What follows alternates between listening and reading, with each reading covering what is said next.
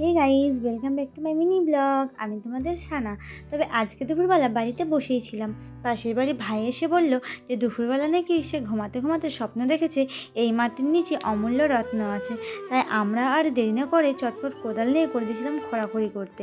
তবে এখানে দেখো, কোদাল নিয়ে খোঁড়াখুড়ি করতে গিয়ে আমাদের কোদালের বাটটাই গেল ভেঙে। যেহেতু ভেঙে গেল, আমার মনটাও গেল ভেঙে।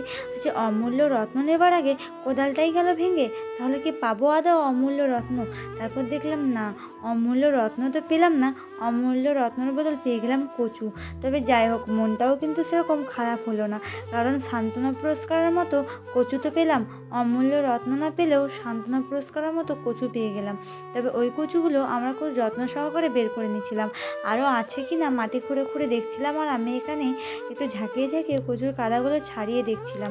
অনেক বড় বড় সাইজেরই কচু ছিল। তারপর আবার আমার ভাই চলে এসেছিলো বাড়ি।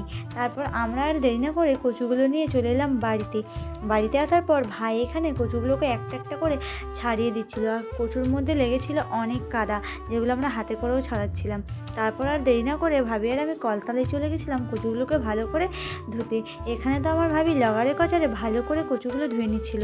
তারপর আমার মা বলল কচু নাকি রোদে না সকালে খাওয়া যাবে না।